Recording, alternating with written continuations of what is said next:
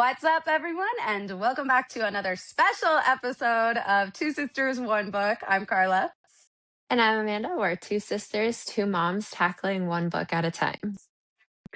So, we have a very special episode for you guys for today. We are in between book series currently. We just finished the fourth wing.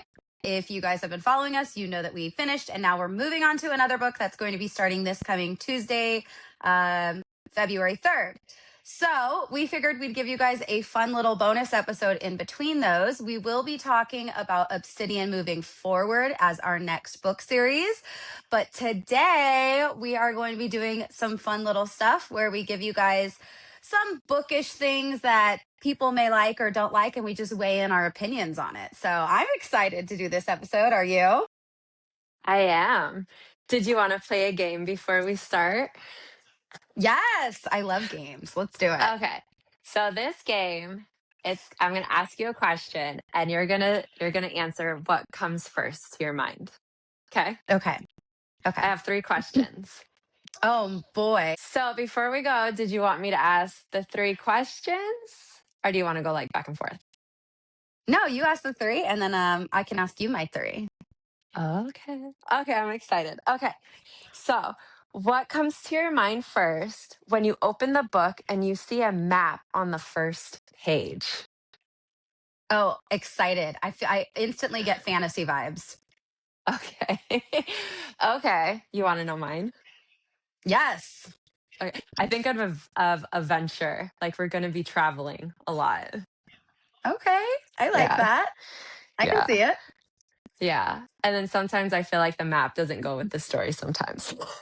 Like, I will say when I don't get a map on a book, I do get a little disappointed, but it doesn't mean the book is going to be bad. It's just that book really I feel like starts my imagination up because I will go back and forth. I'll be reading and they'll be like, they're in this place. And I'm like flipping the book back and I'm like, where is that? And how close is it to where they started? So yeah. I love a good map in a book. That's fun. I know. I know you love your maps and you love colorful maps. I remember I you saying do. that before. I do. I Okay. prefer a colored map than a non-colored map.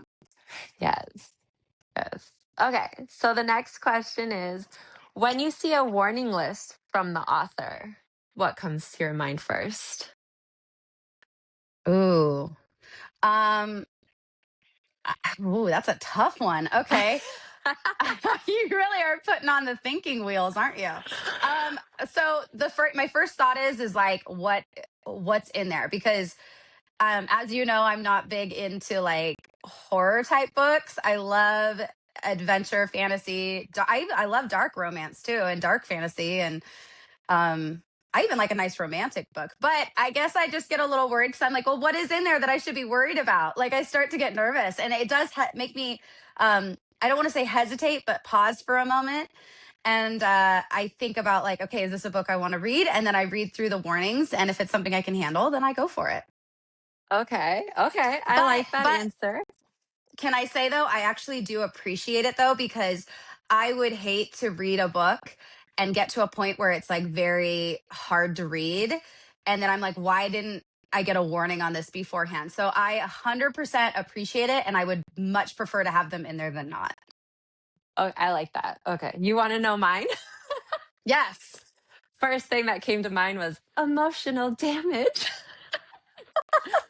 Like this book's going to ruin me. I already know it, but I love it. So, Oh my gosh. I know. It's like you think about like, well, what's in there? Like that's my first initial thing is I see these warnings and I'm like, okay, so I go and I start reading through and majority of them you can handle, but there are some that I'm like, ooh, I don't know if I can read this one. And that's why I'm very appreciative because I actually have more respect for the author when they give you that warning versus you just coming through it as a surprise. yes, yes, I love your answer. Okay, my last Thanks. question. Are you ready for this? I'm ready. Okay. What comes to your mind first when a character warns, do not fall in love? I'm going to fall in love. Exactly. That's Now what I'm came going to to fall in my love. mind. I'm like, you can't tell me that because now that's what's going to happen. And when they say that, it's like, well, what's so like wrong? What's so wrong with you that I shouldn't fall in love with you? Because as we know, sometimes we just get attracted to the bad boys. And it's like, if you're already telling me not to fall in love with you, I already know you're probably a bad boy. And now I want you more. Yes. That's what I had too. I put we're going to fall in love either way. So I love that. That was fun. Okay. I love that. Okay. So you want my three questions now? Yes.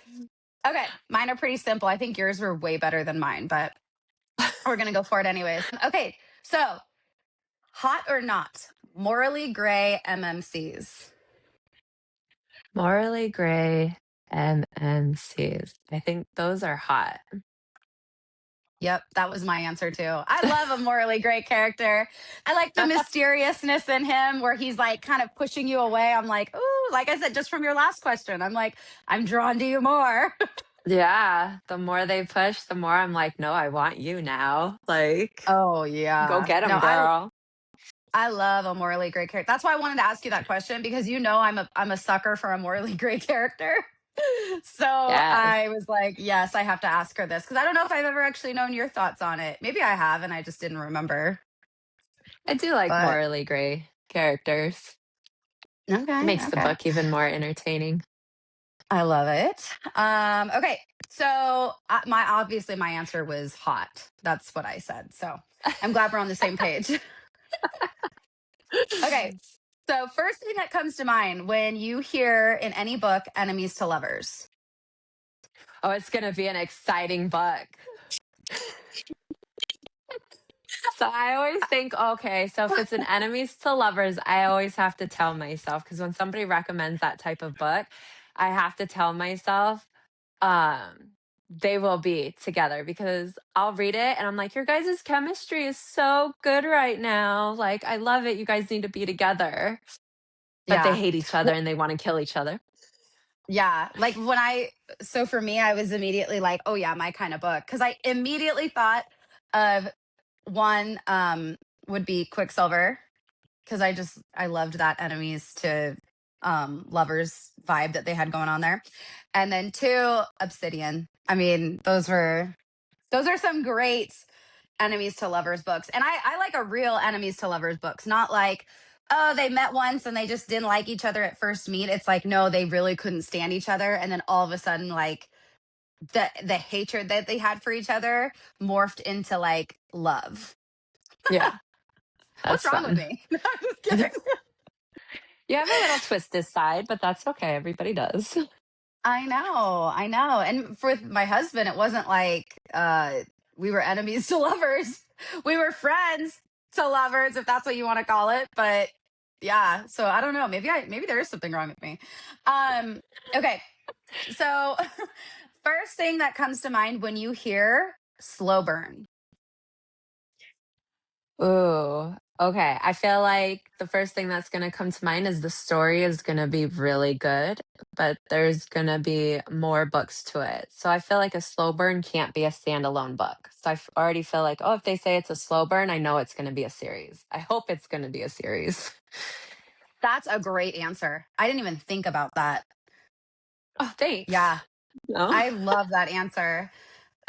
Mine, and I literally was thinking of this as I was writing it. I was writing it down like first thing that comes to mind when you hear slow burn. I'm like, how slow?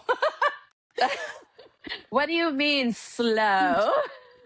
What type of slow are we talking about? Are we talking about like, 10 chapters in slow, or are we talking like three books in kind of slow? Like what slow are we talking about? That But is I do like your answer. I think it literally shows that it shouldn't be a standalone and that it's going to continue. So I like that. That you made me think thanks. on that one. Hmm. Thanks. So that was fun. I Thanks. liked that. We should have done more than just three each, but we have a lot of things to go over with everybody so they can hear our opinions and we can elaborate a little more. Yeah, we'll definitely have to do that game again. So, I liked that. Okay, so should we get into our actual discussion for the podcast now? Are you ready? yes. Okay, so how this is going to work, we did do a post on social media asking for people to give us ideas of different types of book things that they may like or dislike.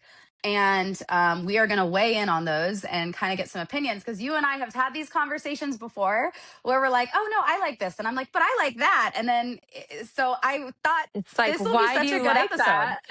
Yeah, so we we definitely, even just a side note for everybody listening, we were talking on the phone earlier about the topics we were going to go over and what you guys wanted us to talk about, and then some things that we thought about. And Amanda kept being like, well, I like, and I'm like, don't tell me, save it for the podcast. I Yeah. don't need any influence on my answers because, I know. yeah, I'm so impatient. I Okay. know that was funny. Sorry.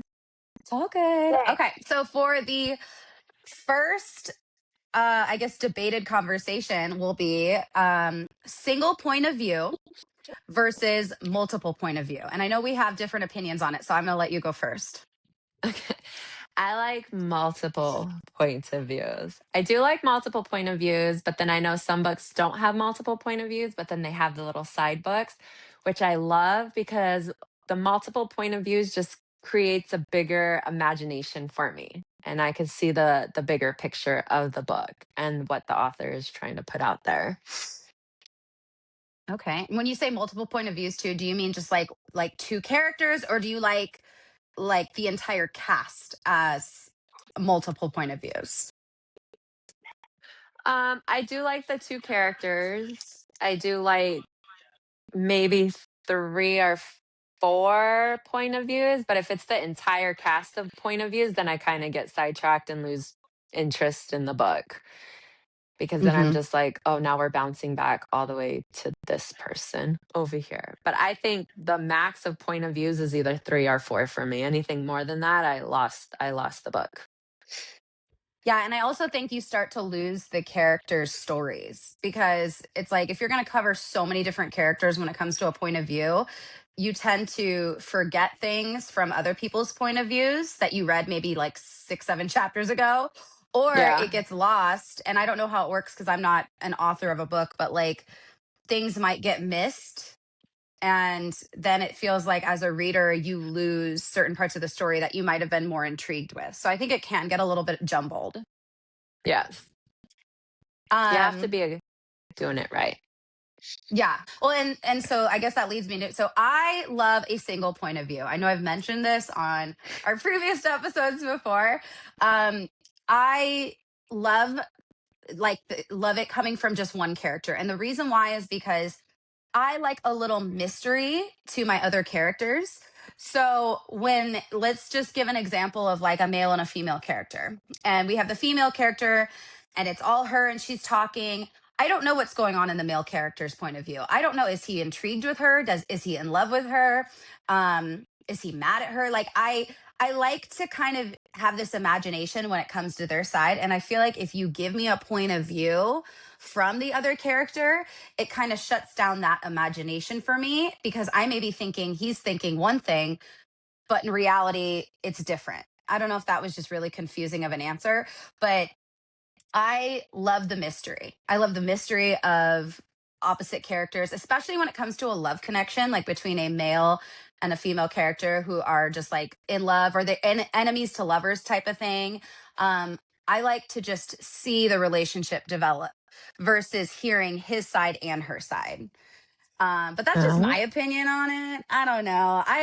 You know, it is. If I see like a multiple point of view, it's not like a, I will not read it. Right. I'm not a fan of a ton of point of views like you and I were just discussing. But if I have a story that comes to me and it's a male and a female point of view, I will still read, or a double point of view, I should say.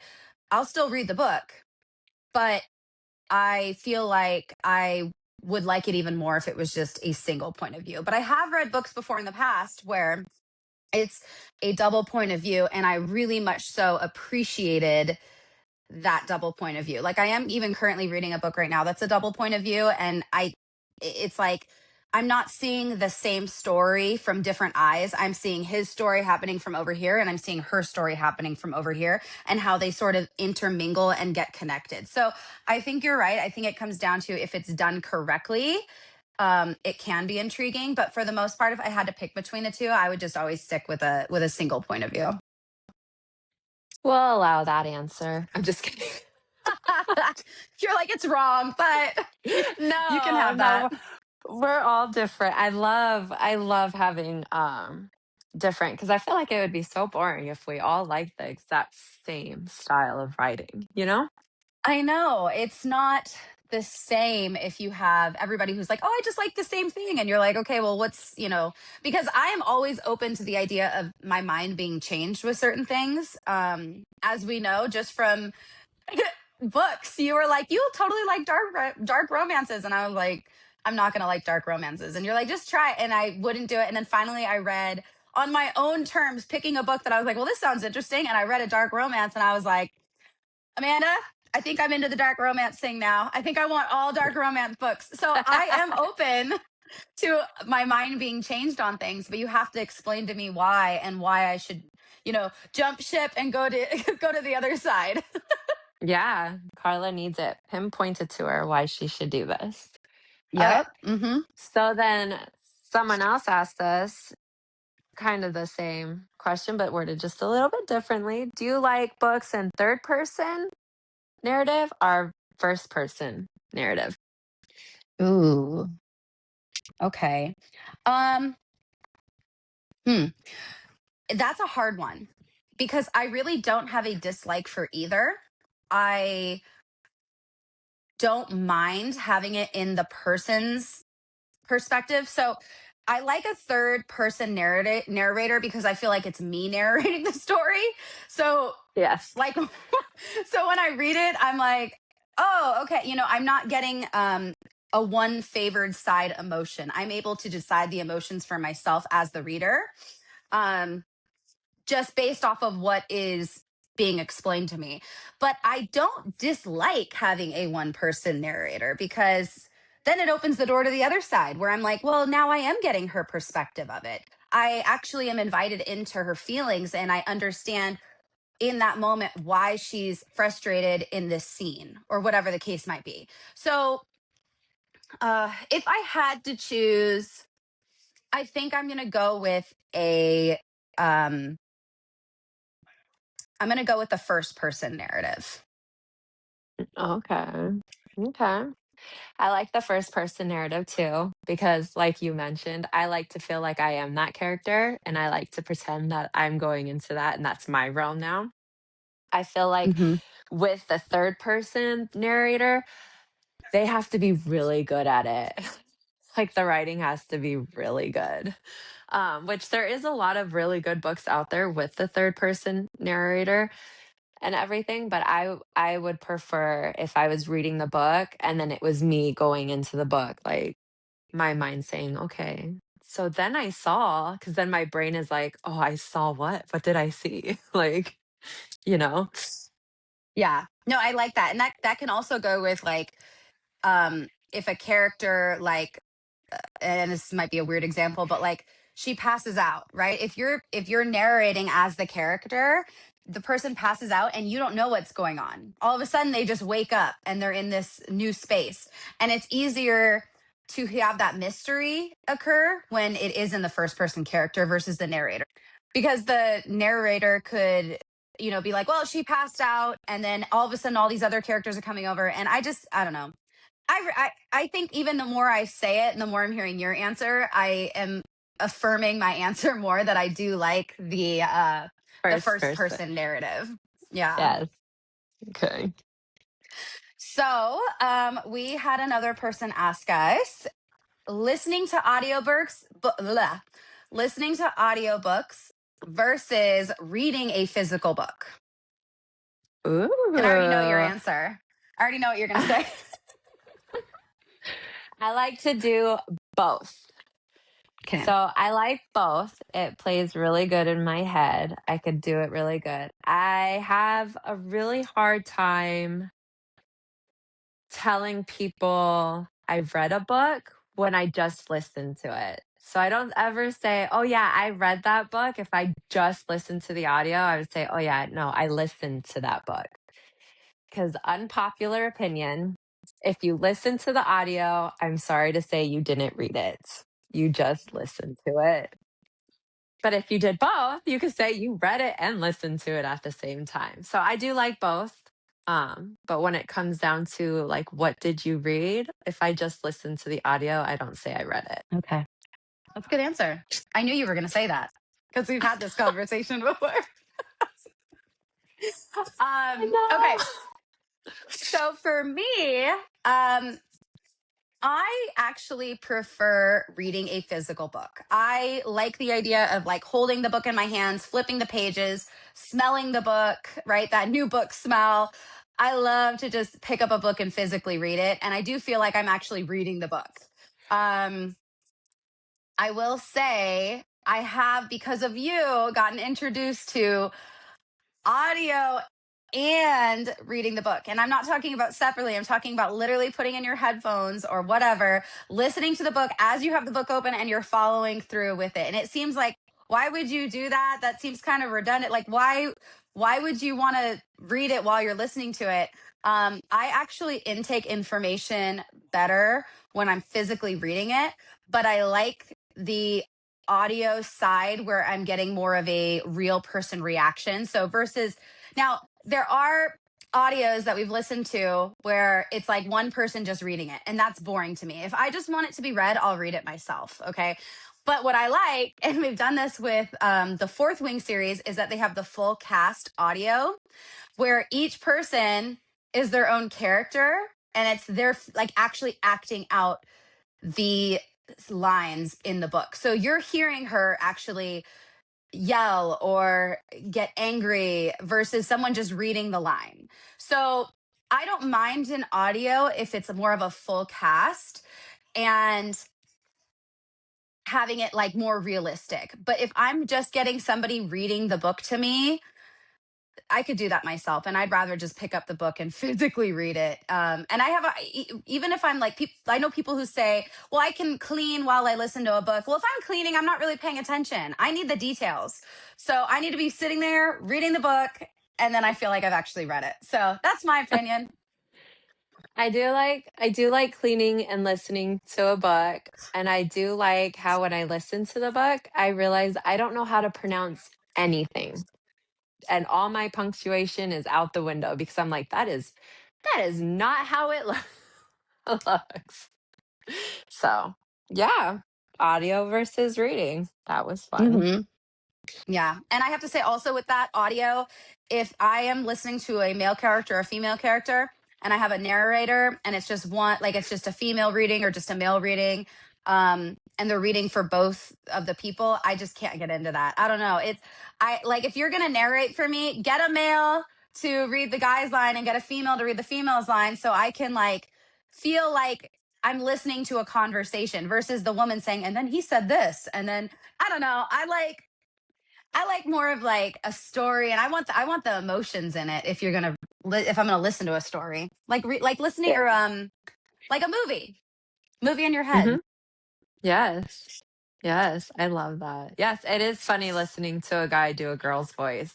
It threw me off when the Shatter Me series was transitioning to try to get a cast and everything. So they had the guy who played Aaron Warner do Juliet's voice, and he has like such a deep voice. And then he goes, and so I just walked in the room. I started busting up laughing, like, oh my gosh. Like, You weren't expecting it. no, it was funny. I had a hard time, but I finally got used to the whole thing. But I was Yeah, like, when are they gonna like put the two together? So it right. is funny. I like that. Okay, so do you like books that have cliffhangers, or do you hate those types of books? No, I love a good cliffhanger.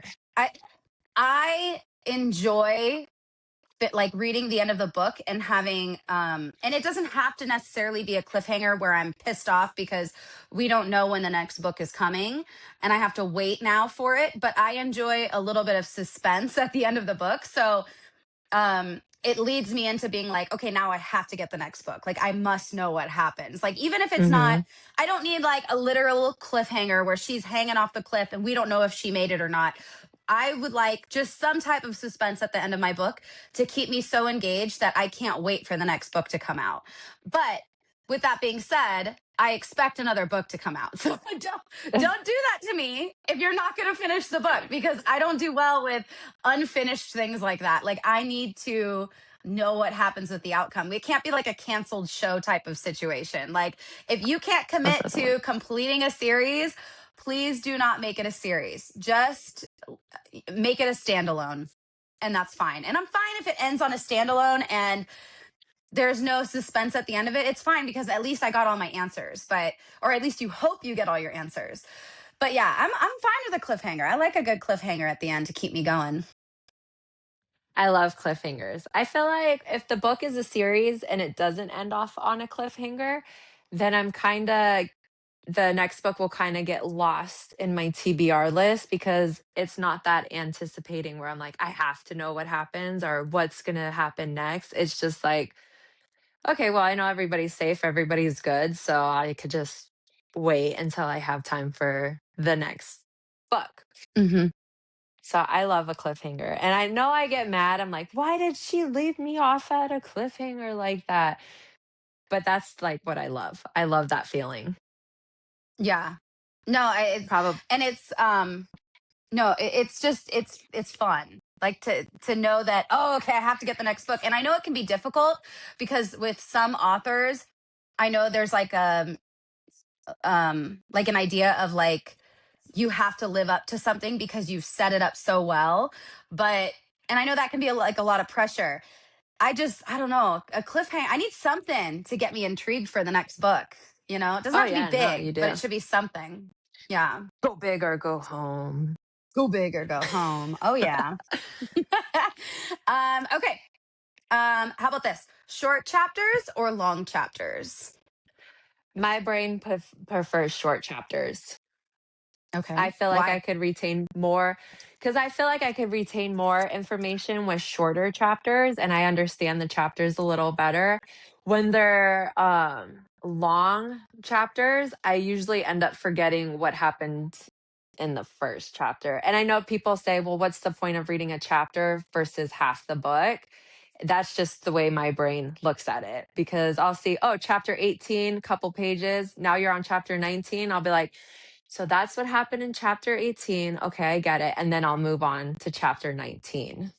But if it's a huge, like 50-minute, that's going to take me 50 minutes to read that chapter. And then it's like chapter 18, an hour later, now I'm on chapter 19. I'm like, what the heck just happened in the beginning of this chapter?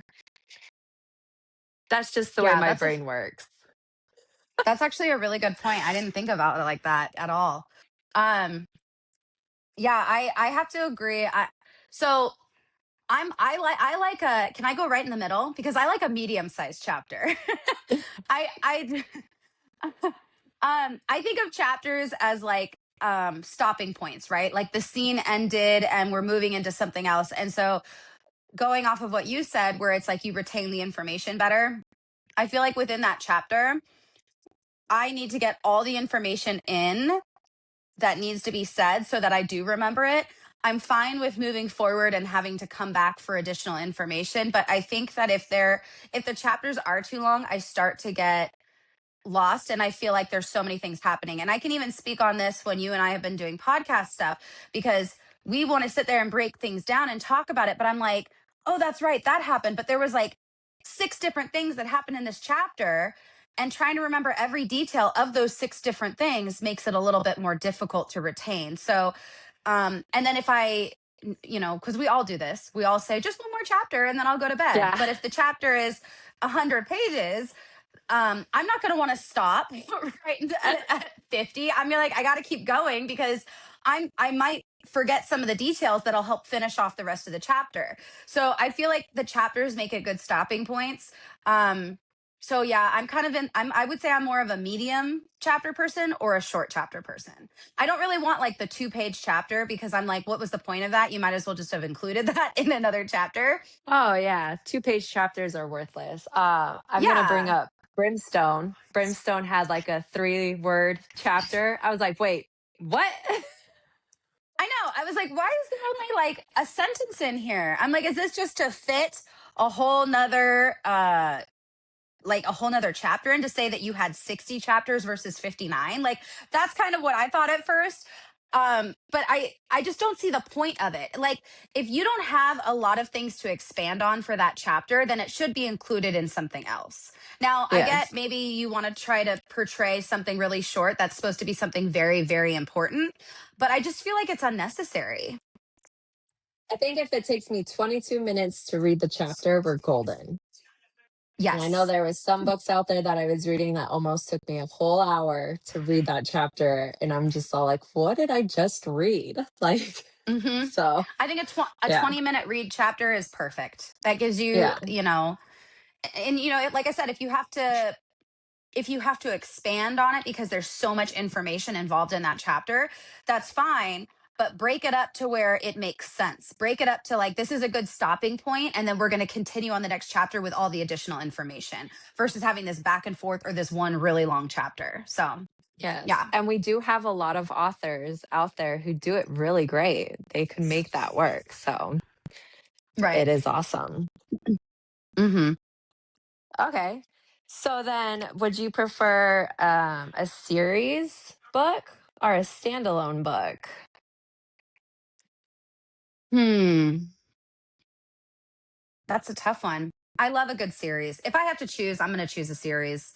I like my stories to continue. I like to get to know my characters and I like to grow with them and learn their personalities. There's I want them benefits a to part of my both. family. Yeah, there are, but there's benefits to both sides of it. If you have a series, then you know you're going to get a lot out and you can slowly learn to grow the characters. It does make you I think invest in the characters a little bit more because you can actually believe that it took them a whole book to fall in love versus maybe a few chapters and all of a sudden they're madly in love with each other. And it feels a little more relatable, I think, in that because you see more of a time in between um, build. But I can also appreciate a good standalone book if it's meant to be a standalone book. I don't like when people try to expand a story just to make it a series when it could very well have been a good standalone. And I also don't like a standalone when there's so much information and you're like, you could have explored so many options with all of this information, but you chose not to. So I think both have their benefit, but if I had to choose between the two, I think I would definitely go with a series just so I can continue getting invested in these characters. But again, don't leave me hanging.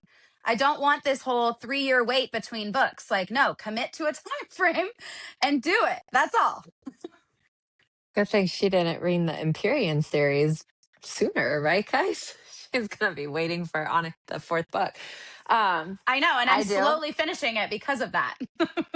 I do agree. I do love a series book.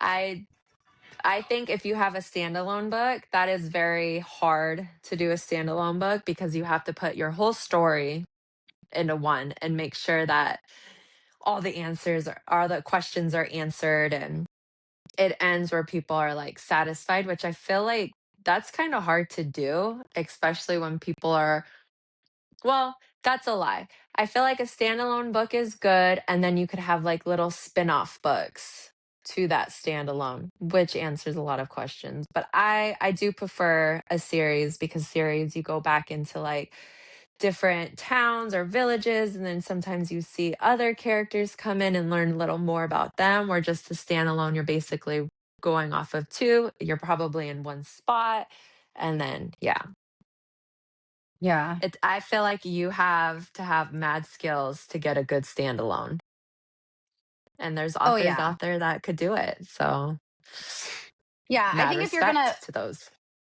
yeah, if you're going to focus solely on like 1 to 2 or even 3 big parts of a book, you could probably incorporate it into a standalone because a lot of the additional information that you're getting in some of the other chapters are kind of things leading to that versus having it be something where it's significant and then you have leading into another significant point and you continue.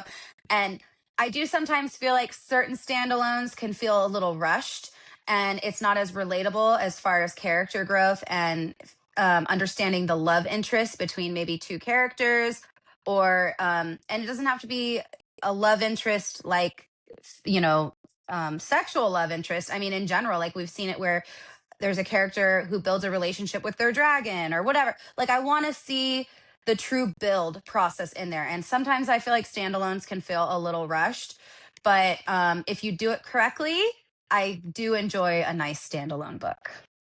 Yeah. Okay, let's see. Okay, slow burn versus fast burn. Um, that is a good question. Well, I like both. Am I allowed to choose both? You I are? like both. If the story is really good, I prefer the slow burn. Um, which but then I like the fast burn too, because sometimes during the slow burns, I'm just so like, you guys are meant to be together. Like, how long is this going to take? Type thing of when is it going to get together? So that's a hard Hmm. question. I'm going to stick with both. If you could tell the story right and in a good way, probably a slow burn. But if you're just only having like a standalone or maybe 2 or 3 books in it, then give me that fast burn. So then we could focus Okay. on other detail of the book. Hmm. Um, yeah, I kind of like both too. Um, but there's also certain things about both that I don't like. So I like a good slow burn because I like going back to the same thing I've talked about probably a ton of times already in this episode is that I like to see the growth of the characters and why they fell in love versus just all of a sudden they went on one date and they're in love, you know. And you could also throw in there that the whole fated mating um being destined to be together, which you could easily portray that as, well, they're falling in love that quickly because they are mated or because they're, you know, supposed to be together. But I think that when you do a slow burn, you don't want to do it too slow. If it takes me the entire series to get through and they're finally something's happening between the two, then I find that it's just too slow and I want to see a little bit more out of it. I hate, and I can't tell you enough how much I don't like this. I've read books before where you're like, oh, okay, they're about to get together, something's gonna happen, they're gonna say it, and then all of a sudden someone walks in and they get distracted. Okay. And then again, it's something later on where it builds up again and it's about to happen. And then there's another interruption. Or I can't stand that. Like, I'm fine with you giving me a few like interruptions here and there. But if this continues on for multiple books, I start to like, I start to feel like I can't trust when it's actually going to happen. So I like a slow burn, but don't make it too slow. Let's not make this way too slow. But let's also build the relationships. I don't want them to just all of a sudden be in love. And I'm not talking about like spice, right? I mean, give me the spice anytime. I'm fine with spice. You know this.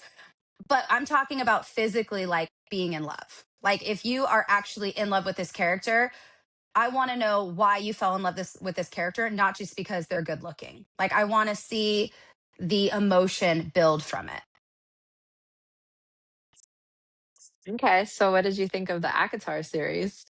Too slow? No, I thought ACOTAR was good. I liked ACOTAR. I think because the whole first book, I thought she was going to be spoilers for anyone who has not read ACOTAR. Um, Stop listening because I don't want to spoil this for you. So if you haven't read it, maybe fast forward or something during this part. But the first book, I thought she was going to actually get like be with Tamlin. So I saw this build, but I also feel like I saw a little bit of Rhysand and her relationship growing in that also. And then the second book is when we finally see the two of them get together. And I don't mind waiting till the end of that book for the emotions to build. I think that's actually a pretty good time frame is getting through the book and then all of a sudden they're like kind of falling in love with each other. Um but yeah, I think ACOTAR I think that was a pretty good for me. Maybe not everybody No, else, but I for me I thought I that was pretty like the good. speed. Yeah. Okay. Okay, so would you prefer a closed door or an explicit spice scene? Book. Oh, give me the explicit spice all day. I am not. No. Here's my thing. I understand why people may do closed door type of um, spice. But I'm a big girl. I want to know what's going on. I want to see their their love actually. Not I'm not talking sexually. I'm just saying in general. Like if you close the door on it, then yeah, I'm left to my imagination. And it might seem like, well, there's so many other topics I want to talk about. That's fine. But I love the explicit spice. And I would much prefer that over the closed door. That's my personal preference. Everyone can have their own. I'm not going to not read a book because they say, oh, it's closed door, um, spice.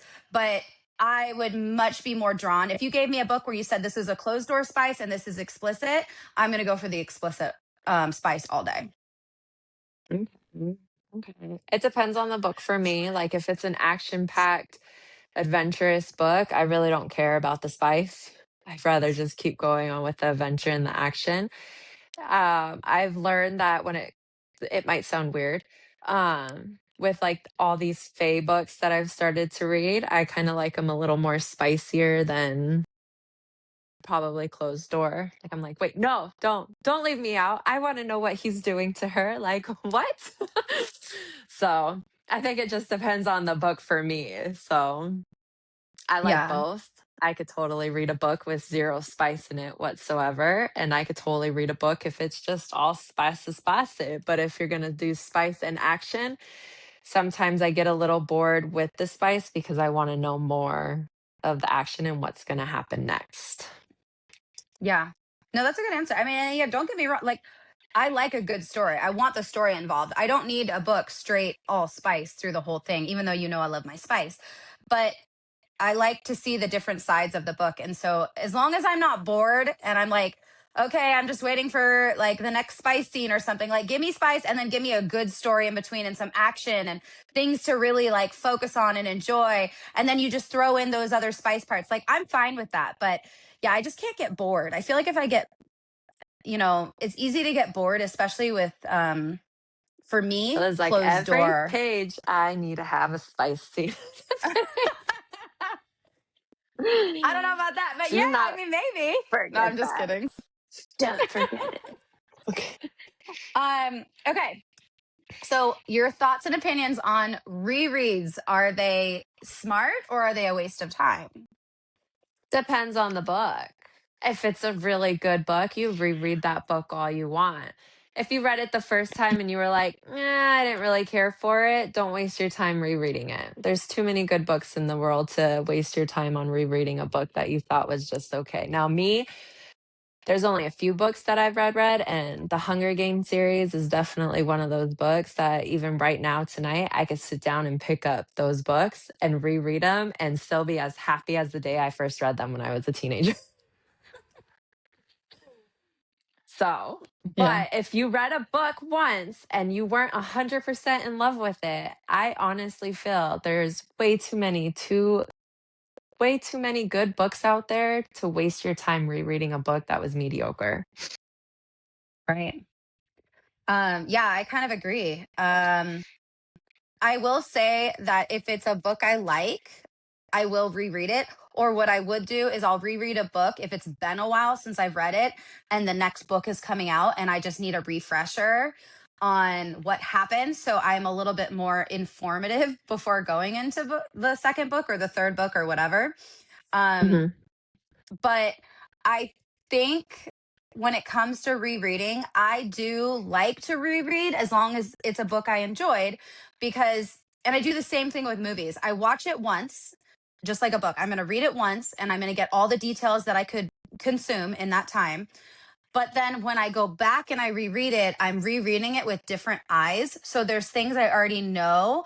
And it's fun to reread it and be like, oh, that makes sense why this happened. Because the first time I read it, I might have just breezed right through that, not thinking about it because I didn't know it was going to play a huge part. Um, or little hidden Easter eggs in the books. I love a good Easter egg. I love finding things in books that are hidden in there by authors that you would probably only see if you've read the book or you were paying close attention. So I find that that's exciting when I go back to reread. But again, it has to be a book you enjoyed. If it's a book you couldn't stand, I mean, I guess you could try to reread it to see if it changed your opinion on it, going, maybe I just wasn't in the right state of mind to read the book at that point, and you try rereading it again later. But if you still don't like it after the second reread, I wouldn't go for a third. Okay, so a second part to this question. I didn't want you to Okay. know I was going to ask this question.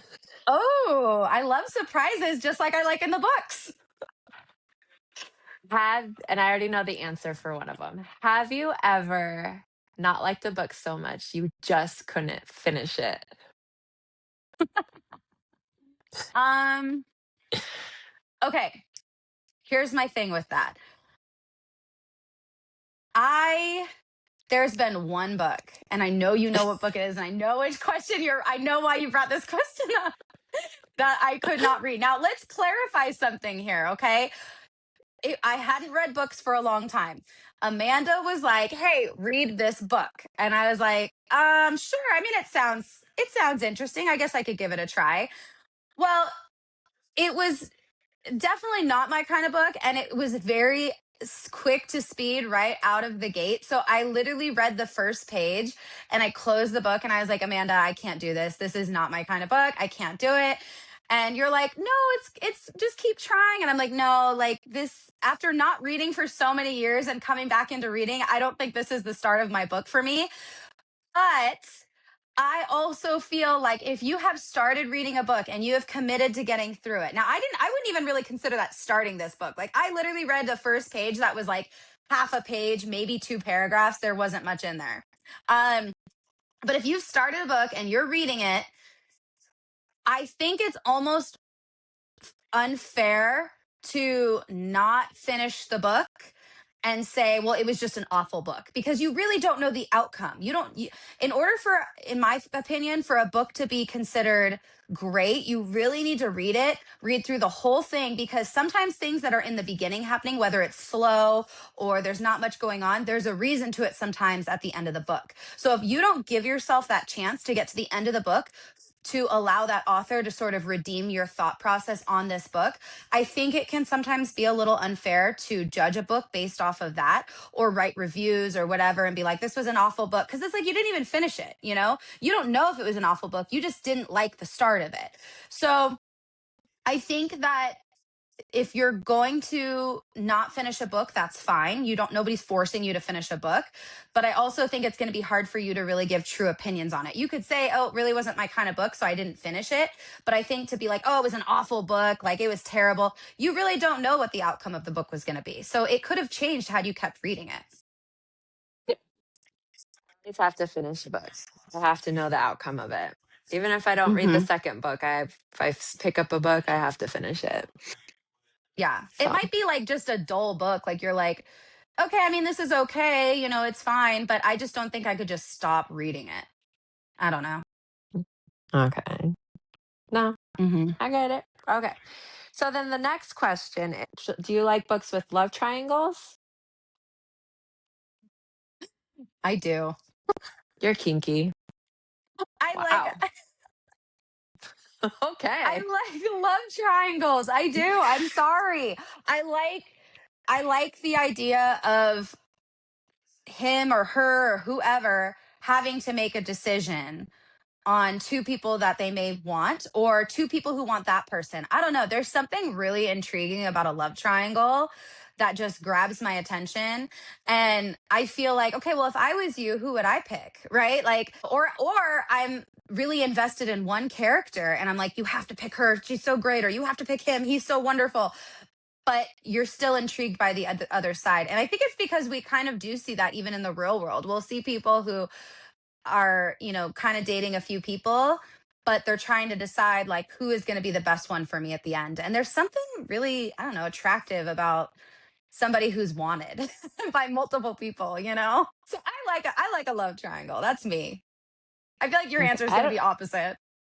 No, I haven't really read a book with a love triangle yet, to be honest with you, unless you want to count the ACOTAR with Tamlin and Rhysand. But other than that, really, no, I don't think I've read a.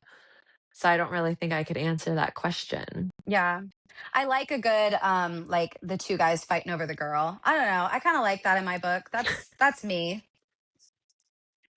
Okay, so when I think of love triangle, I think of like the girl hooking up with this guy up here and then back down here, and then somehow they're all connected as a triangle. Like they're all it's a love Oh, triangle. that too. That too. I could have that too. But I think I was Yes, you mostly, can. yeah, like I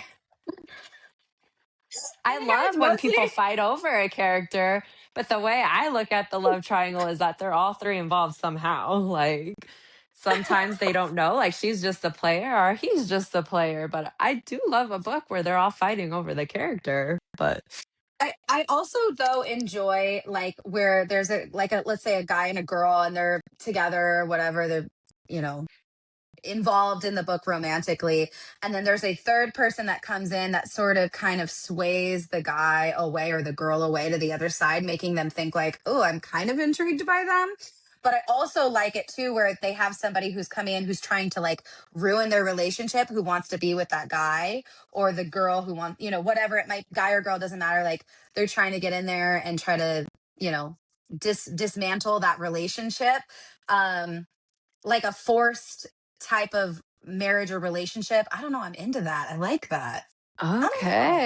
Like I okay. said, I'm probably strange and odd, but I don't know. I There's got love to be it. somebody out No, there who's listening who agrees, there's right? there's a bunch of people out there who listen and agree. I mean, come on. There you go. Oh my gosh. Okay, so how about this? Um, enemies to lovers or friends to lovers? I love enemies to lovers. Friends to lovers to me is just kind of boring. But I'll still read the book and it might be a really great book. But personally, I would pick up a book that's enemies to lovers versus friends to lovers. So what I'm trying to say is like if there's a book of enemies and a book of friends, I'm gonna go for the book of enemies first before I go for the friends to lovers. And Yeah. I just like the interactions before between the enemies to lovers, and I like the storyline a little more where friends to lovers it's like okay we already know you guys have a connection and it's just going back and forth where it's like should we go out, no we can't ruin the friendship, and then eventually they end up together, like more predictable. Yeah. I agree. I would ditto that. I Ditto. I ditto that. I think that friends to lovers can be kind of boring. I think it could be done right, but I think it's very difficult to do. Enemies to lovers, there's more passion involved in that. There's more of a like I'm more drawn to that. I would say that you see a little bit more of a growth. I feel like friends to lovers, we missed half of that growth because they've already been friends. So we don't really know as much of the backstory usually between them. We just know that they were best friends, they grew up together, whatever the case might be, and now they're in love. Versus um in enemies to lovers, you see this dislike for each other and they can't stand each other, and you're intrigued by the fact that they went from disliking each other so much to all of a sudden being like completely in love with each other and they can't take their hands off of each other. And I think the dislike goes in connection with the amount of love that they have for that person. It's like you dislike them, but you find them so attractive. You're like, oh, I can't stand them, but they're so hot. Like there's Yeah. something in that I like. So I would 100% say enemies to lovers all day. But if you can win me over on a friends to lovers story, then I'll take that too. I feel like enemies to lovers spice scenes are a little more, I would Oh say yeah, spicier I guess than a friends to friends and more yeah, passionate. yeah, So yeah. Absolutely. okay, so here's an interesting one someone asked us. Would you prefer a political how do they word it? Political versus adventure. Ooh, like a political fantasy type thing. Yeah. Political Um, fantasy. So probably like a king who's fighting for his crown versus let's go to the next realm and see what kind of gold we have. I don't know. I don't know what they meant by this. It's just going into Dungeons and Dragons right now for adventure. That's what I think of. Wow. Okay. Um, political fantasy. I like a good political fantasy. I like adventure too. If I could get a political adventure fantasy, that wins the gold medal all day. So, but I like the political fantasy because it does give a little bit of I think a different story and a stronger story for me because we're seeing usually a lot of like action from different reasons, right? Especially when it comes down to like a king who's fighting for his throne or somebody who was a king that was dethroned or dethroned and is now fighting for his kingdom, or somebody who is, in a strong, powerful political presence, like they're part of like, I mean, the only thing I can really think of would be like a king, and they can't be in love with the person that they're in love with, otherwise they lose their kingdom. Like, I like that, and I like the whole idea of people, risking the everything that they have from a political standpoint for somebody that they love. Seeing that balance. That's that's a good answer. I don't even know how to answer this. Thanks. I want to say both. I like everything. No, I want to say both because like you said, political fantasy is a really good like genre, I guess you could call it, but I feel like it's like action packed, mystery, and all that stuff. And adventure, though, I do love a good adventure because it's like, what's going to happen next? Where are we going to go next? Who are you going to meet? Who are you going to find? Who are you going to encounter? Is this like, I have more of a imagination flow too, where I feel like sometimes political, you could kind of tell the outcome of what's going to happen, if that makes sense. Hmm. Because you can't have a Yeah. book if you're going to think, oh, well, this main character is going to lose, because then there's no point of the book. Unless the author is just like, ha ha ha, let's do this where everyone dies and then the bad guy gets the throne type thing, Which I would read Yeah. that book too because it's totally unpredictable. Yeah, I need an unpredictable book. I think that with the political type of fantasy book, you are going to get more of a choice. Like you're going to have one person who has to choose between something. And there is something intriguing about a choice, especially when it comes down to a lover or a kingdom, something like that. But I do agree with you that I think that it can be predictable. So this is where it goes back to like a standalone and a non-standalone. If you're gonna make it a standalone, you kind of expect the good guys, you hope, will win in the end. But if you have something where it's, you're gonna have multiple books, you could make it where the enemy technically wins in the end. And in the second book, we're going to see the overpowering of the good guys coming in. So that would be something that would intrigue me also. If you can make me mad by the end of the book, you've done your job as an author, because to make me mad and go, I have to get the next book because I have to know what happens. That, like, kudos to you. So Kudos. Kudos. yeah. I liked your answer Um better than mine. well, thank you. I didn't plan it. It just came to my mind. Um, okay. So this is an interesting one. I want to know your opinions on this because I have some very interesting opinions on this. So you have, and this is going to be kind of hard to word it, so stick with me here. But a female character who starts off as a little bit weaker, and within like 2 week time period, let's just say 3 week time period, all of a sudden she's this incredible fighter. She's super strong. She's basically the one who's going to save everybody. What are your thoughts on that? I hate it. I hate it. I don't hate it, but it does drive me crazy. I kind of like I can't connect with that character anymore because I just can't.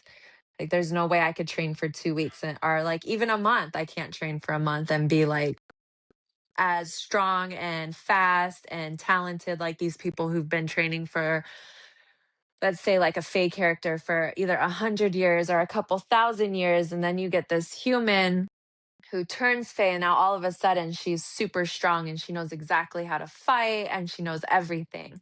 I like to be able to connect with my character, like especially the female character. I love to be able to connect with her and be like, "That's me. Oh, I would struggle with that too. Oh, it would take me like 6 months to be able to make that right too." I feel like I lose connection when they're like, "Oh, I've trained for a month, and look at she's already like a warrior that's been training her whole entire life." And it's like, "Well, crap, I'm not like that." Type thing, Yeah, if that makes sense. I I agree. I think it makes it a little less sincere. Um, I think it's rushed. You're trying to rush to make this character like this great fighter. And it's like if you introduce me to a character who's weak, who is more brittle like in the beginning, who has no experience at all whatsoever when it comes down to fighting or using powers or whatever the case might be. And then by the end of that book, or even the middle of the book, all of a sudden they're able to take down the villain who nobody could take down. I find it very insincere. I don't find Yeah. it to be very credible. I think that I would rather you stick with, I'm not saying she has to stay weak through the entire book, but I think we should keep it a little more realistic and maybe show that she's gained some strength, but she still isn't as powerful as she maybe the author or whoever wanted her to be at this point. Like if we can keep it a little bit more on the realistic side for that, because I just don't find I think you're right. It's like I lose a connection with the character. I can't relate to her because it just isn't something that would be realistic. And I'm not saying that you have to have anything realistic in a book, but like if you have somebody who just became Fae and like a week in, all of a sudden she's mastered her abilities and she is this incredible power wielding person,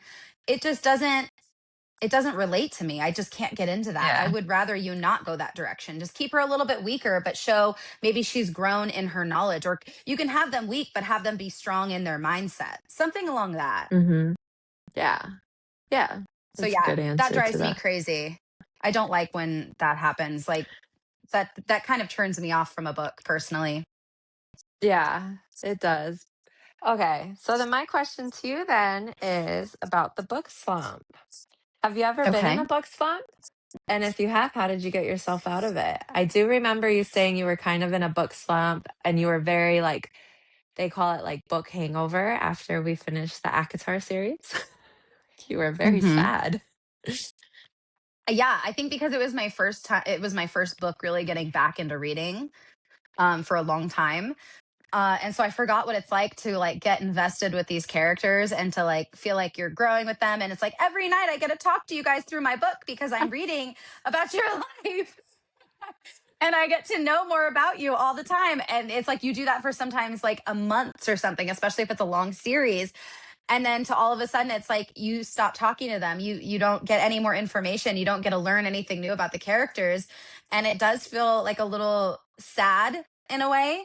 Um, and this might be kind of cliche for people who get in a book slump, but it's probably similar to maybe certain people when it comes to maybe real relationships, not necessarily me, but I can see you jump right into the next one.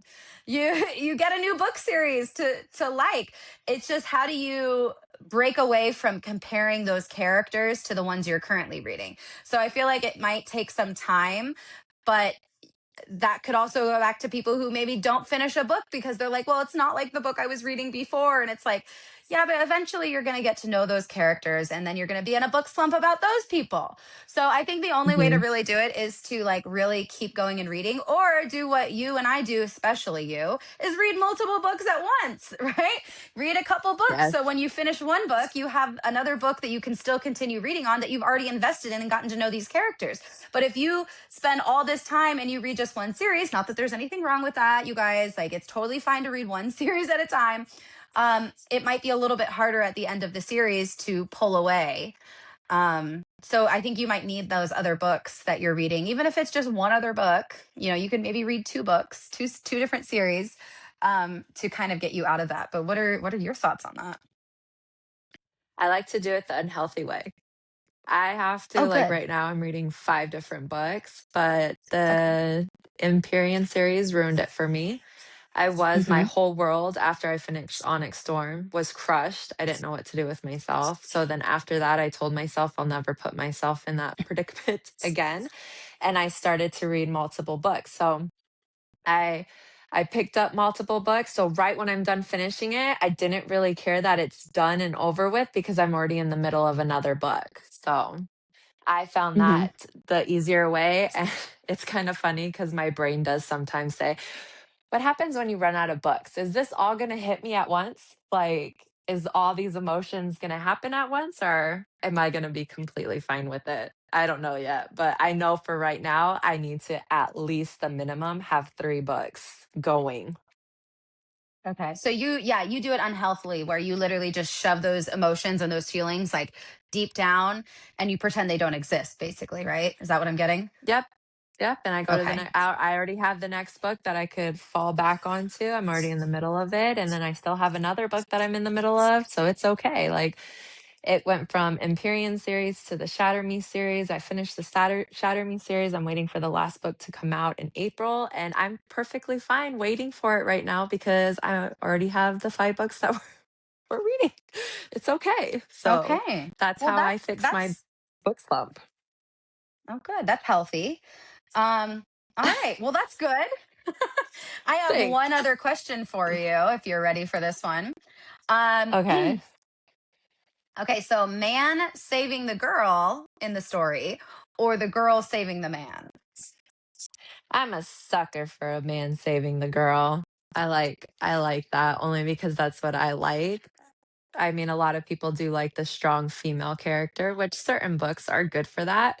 But my main thing is I love the man saving the girl, the Mhm. damsel in distress type thing. So, what about you? I I like the damsel in distress. I love when a man comes in and saves the girl. I don't know.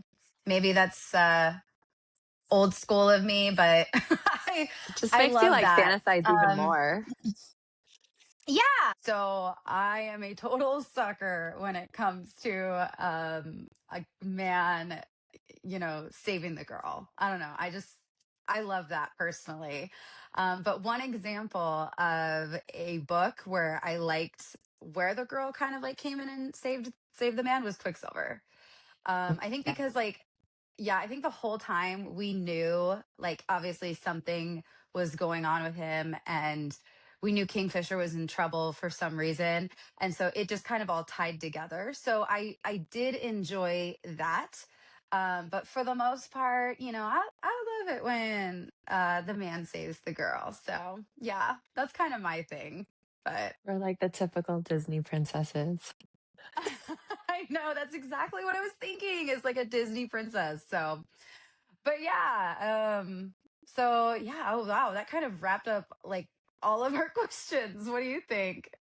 Yeah, that was a lot of fun. I think we should do this like the opening of every season just to have. I know, I think that would be fun. Yeah. We're gonna have to do that again. I hope you guys had as much fun as we did because we were having a blast. So Yes. I hope you guys interact too and let us know your opinions for the questions we were asked. And that would be fun too.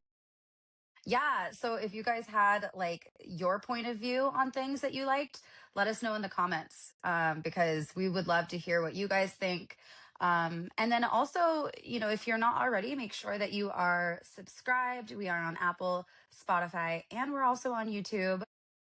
Go ahead and leave a review. We would love to hear what you guys think of this podcast. We're having so much fun doing it with you guys. We are just now done with season one and we are about to start season two. I'm so excited. Yeah, so I can't wait because this coming Tuesday, we will be dropping episode one of Obsidian by KF Breen. We will be covering that book next on our podcast. So if you don't have the book, be sure to get it, read along with us. If you have read it, join in because I've read it too. So this is the first time that Amanda's now going to be in the position I was in with Fourth Wing, where I've read the book and she hasn't. So yeah, it's going to be so much fun. We're super excited. So we really appreciate you guys listening and who have been there just to support us. We couldn't be more grateful for you guys.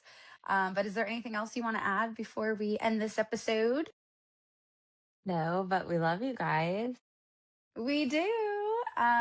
But yeah, other than that, I guess we will see you guys on the next episode.